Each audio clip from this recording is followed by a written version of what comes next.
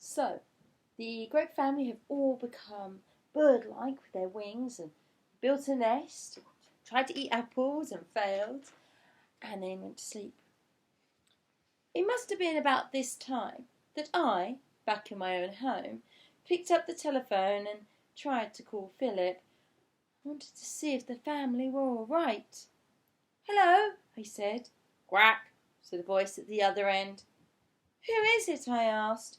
"Quack, quack." "Philip," I said. "Is that you?" "Quack, quack, quack, quack, quack." "Oh, stop it," I said. And then came a very funny noise.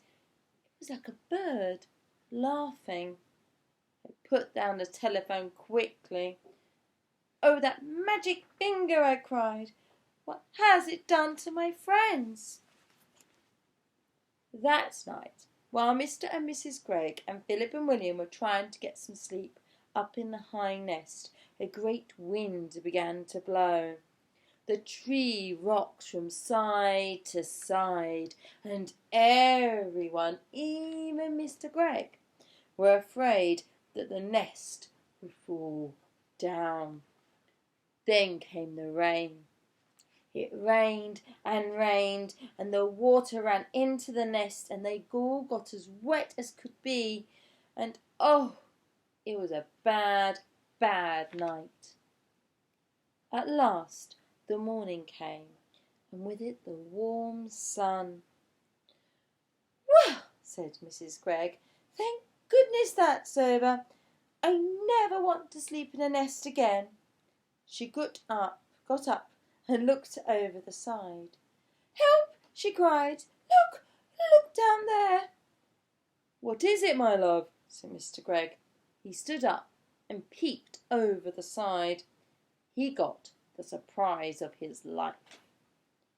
On the ground below them stood the 4 enormous ducks, as tall as men, and 3 of them were holding guns in their hands.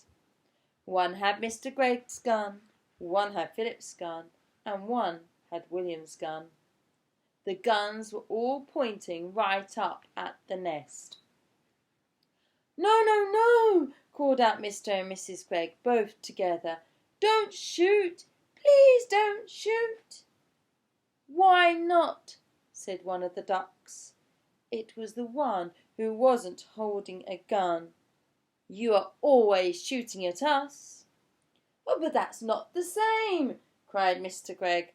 "We're allowed to shoot ducks." "Who allows you?" asked the duck.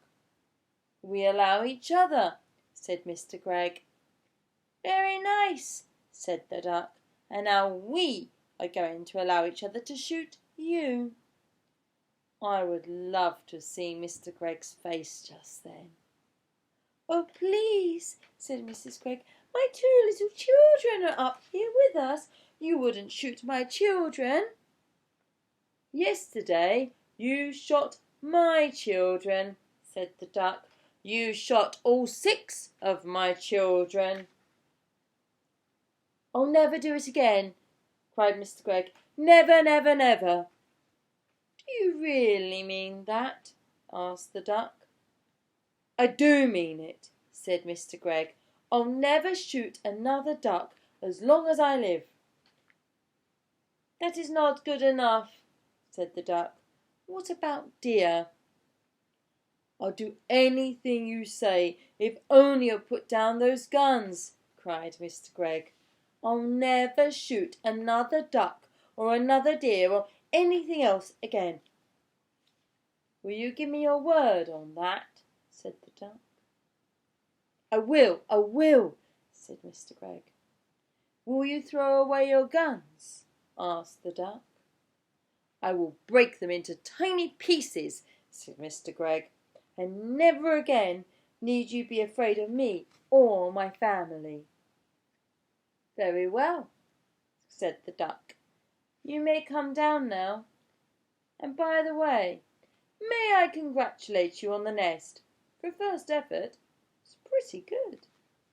Mr. and Mrs. Greg and Philip and William hopped out of the nest and flew down.